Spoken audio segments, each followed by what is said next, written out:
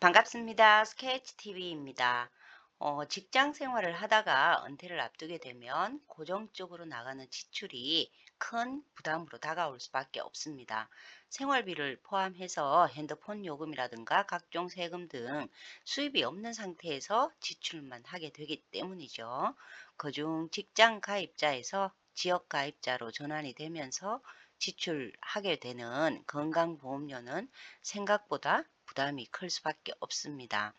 은퇴 후 10만 원이 은퇴 전 100만 원에 상당하는 말이 있듯이 근로소득이 단절되고 그동안 모아온 재산이나 연금으로부터 나오는 소득으로 생활을 해야 하는 은퇴자에게 근로소득의 단절이 얼마나 크게 와닿는지 느끼게 하는 말을 함축적으로 표현한 것 같습니다. 더 이상 소득을 늘릴 수 없는 은퇴자가 취할 수 있는 최선의 선택지는 정상적인 생활 유지에 지장을 주지 않는 선에서 지출 금액을 조정하는 일일 것입니다. 은퇴 전에 미리 알아두면 은퇴 후 부담을 줄일 수 있는데 제가 현장에서 많은 분들이 건강보험료 때문에 고민을 하고 있는 모습을 볼 수 있어서 이번 영상을 준비했습니다. 직장 가입자에서 지역 가입자로 전환이 되면서 건강보험료의 부담이 증가하는 사례를 굉장히 많이 봤었는데요. 은퇴하면서 받게 되는 퇴직금도 재산 형성에 큰 몫을 담당하게 된다는 것을 미리 아시는 분들이 많지 않으시더라고요. 은퇴 후 건강보험료 걱정은 지극히 합리적인 판단이자 생존의 문제가 될 수 있습니다. 은퇴 후 건강보험료의 부담을 어떻게 줄일 수 있을지 영상을 통해서 한번 만나보겠습니다. 은퇴 후 지역 가입자가 되어서 건강보험료 부담을 줄일 수 있는 방법은 크게 세 가지인데요. 첫째는 자녀 또는 배우자의 피부양자가 되는 길이고, 둘째는 다시 직장인이 되어서 건강보험에 가입하는 것, 마지막으로 개인 사업자가 되는 경우입니다. 하지만 은퇴했다고 누구나 피부양자는 될 수가 없습니다.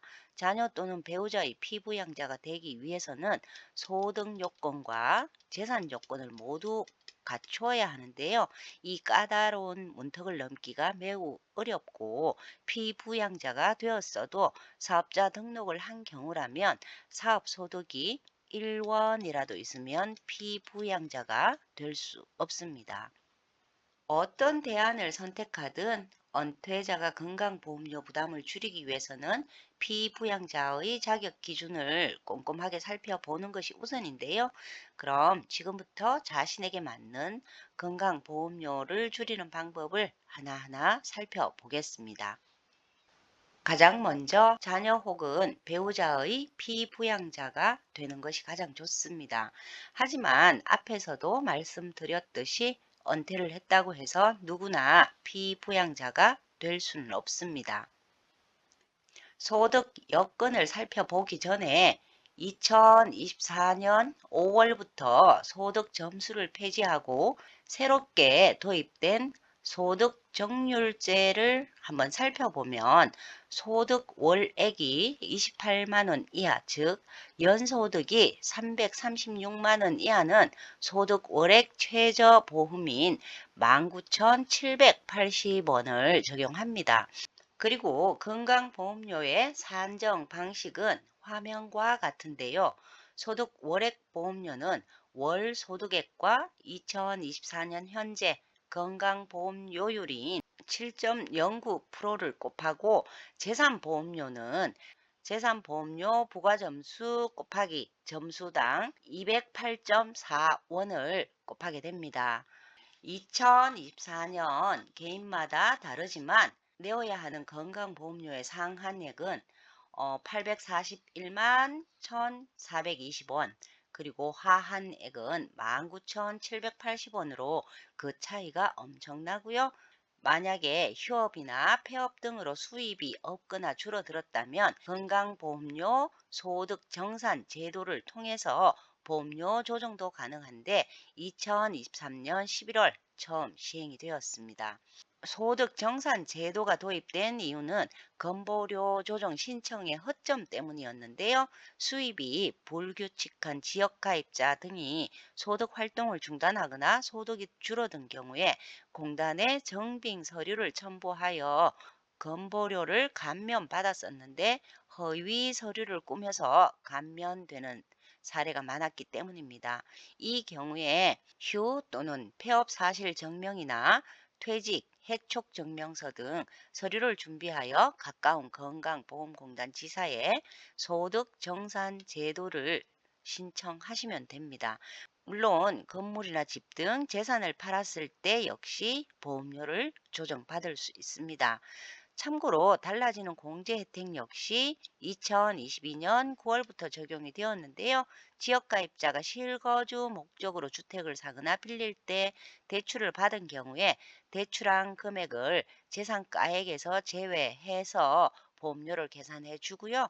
이 공제를 받기 위해서는 소유권을 취득한 날 또는 주민등록 전입일 중 빠른 날을 기준으로 전후 3개월 내에 대출을 받아야 합니다. 만약에 대출이 늦어져서 전입일 기준 대출 시행 시점이 3개월을 초과하면 공제를 받지 못하는 것을 해결하기 위해서 앞으로는 전입일과 관계없이 소유권 취득일 전후 3개월 내에 대출을 받기만 하면 주택 부채 공제 혜택을 받을 수 있도록 조건이 완화되었습니다. 그럼 본격적으로 소득 요건에 대해서 알아보겠습니다. 소득 요건은 재산세 과세 표준 금액이 5.4억 원, 5억 4천만 원 이하인 은퇴자는 연간 소득이 2천만 원 이하여야 하는데 문제는 연간 소득에는 이자 또 배당, 사업, 기타 연금 소득 등이 포함이 되는데 문제는 연금 소득입니다. 여기서 연금 소득이라고 하면 공적 연금과 사적 연금을 들 수 있는데요. 공적 연금은 연금 소득으로 포함이 되고 사적 연금은 포함이 되지 않습니다. 그리고 재산 과표가 조금 전에 말씀드렸듯이 5억 4천만 원을 초과하면서 또 9억 원 이하인 은퇴자는 연간 소득이 1천만 원 이하여야 하고요. 소득 요건을 충족하는지 또 어느 요건에 해당하는지 알기 위해서는 재산세 과세 표준 금액을 파악해야 하는데 재산세 과세 표준 금액은 주택의 경우는 공시가격의 60%를 또 토지나 건물은 공시가격의 70%를 적용합니다. 소득 요건에서 은퇴자들이 가장 힘들게 하는 부분이 바로 국민연금인데요. 직장에 다니면서 성실히 납부한 결과가 은퇴 후 불이익이 된다고 생각하면 화가 날 수밖에 없겠죠. 여기에 2022년 9월부터는 소득 요건이 3,400만 원에서 2천만 원으로 하향 조정되었기 때문에 국민연금만으로도 비부양자 소득 요건을 충족하지 못하는 경우가 발생해버린 현실입니다. 그래서 최근에는 조기 연금 신청자가 크게 증가하기도 했는데요.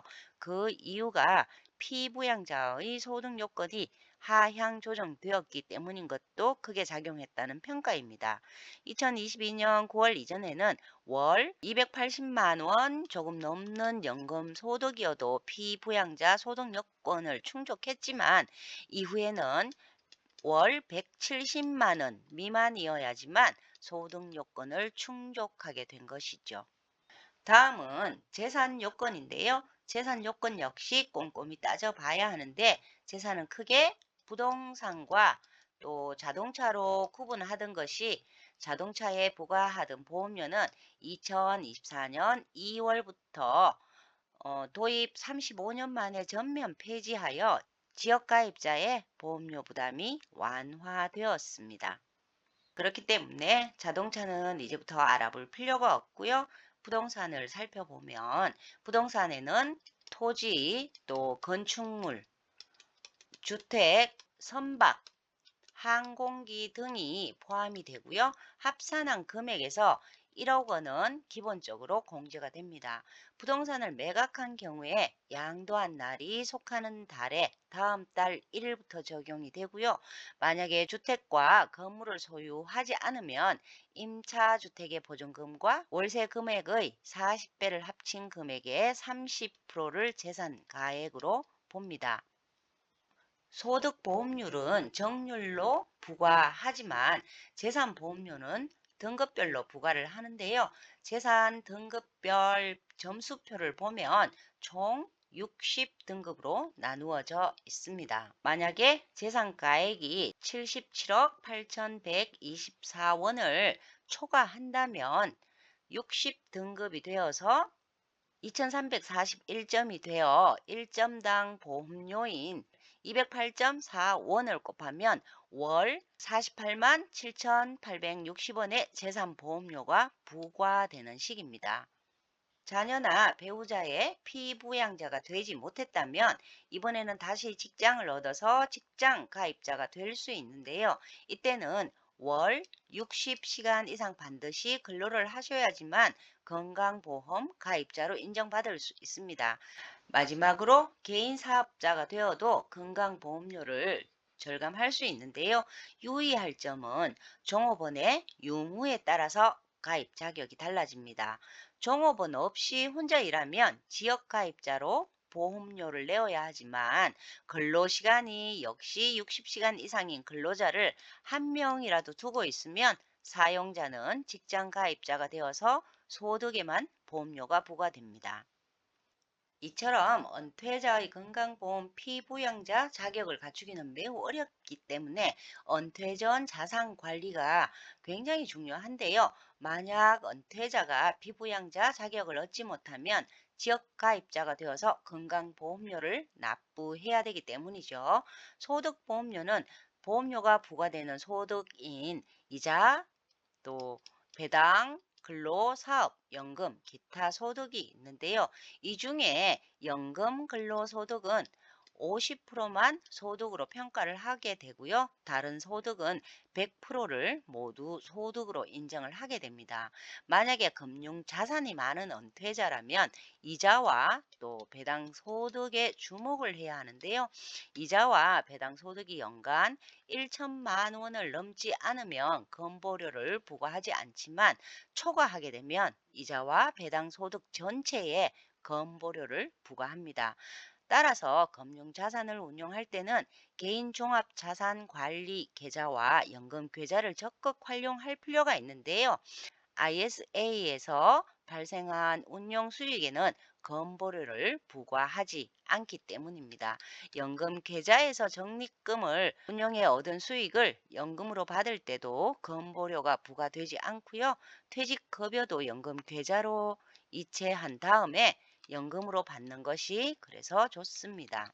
국민연금과 같은 공적 연금 소득에는 건보료를 부과하지만 퇴직연금과 개인연금 같은 사적 연금 소득은 건보료를 부과하지 않기 때문이죠. 사업자 등록을 하지 않은 경우에도 연간 사업소득이 500만 원을 초과하면 안 되고요. 주택임대사업자는 사업자 등록 여부와 관계없이 피부양자가 될 수 없습니다. 마지막으로 미처 자산 관리를 하지 못한 경우라면 지역 건강보험료를 당분간 내지 않을 수도 있는 직장 가입자 임의 계속 가입 제도에 대해서 설명드리겠습니다. 직장을 더 이상 다니지 않게 된 실업자의 보험료에 관한 경제적 부담을 완화하고자 시행하고 있는 이 제도는 퇴직한 달을 포함하여 보수 월액 보험료가 산정된 최근 12개월간의 보수 월액을 평균한 금액에 연도별 직장 가입자 보험료율을 곱해서 산정하는데요. 이미 계속 가입자는 이렇게 산정한 보험료의 50%를 내게 되어서 퇴직 전 직장에서 내던 것과 비슷한 금액의 보험료를 낼 수 있습니다. 그렇지만 이 제도는 계속적으로 이용할 수는 없고요. 3년간 이용할 수 있습니다. 만약에 이 제도를 이용하고자 하는 분이 계시면 국민건강보험공단에 직장 가입자로서의 자격을 유지할 것을 신청할 수 있고요. 이미 계속 가입자로서의 자격을 더 이상 유지하지 않으려고 하는 사람은 이미 계속 탈퇴 신청서를 공단에 제출하시면 됩니다. 등급별 점수와 함께 보험료 부과 금액을 알고 싶다면 국민건강보험공단 홈페이지를 방문하셔서 보험료 계산기를 누르면 지역보험료 모의 계산기 화면이 나타나고요. 거기에 소득금액과 재산금액을 입력하고 계산하기를 누르시면 모의 계산이 되어서 당월에 지역보험료가 얼마인지 확인이 가능합니다. 마지막으로 건강보험료 경감의 종류와 경감률에 대한 내용인데요. 휴직자를 포함하여 다양한 경감 사유가 있기 때문에 해당하는 경우에 건강보험공단에 문의하여 보다 상세한 안내를 받으시면 좋겠습니다. 감사합니다. 스케치TV였습니다.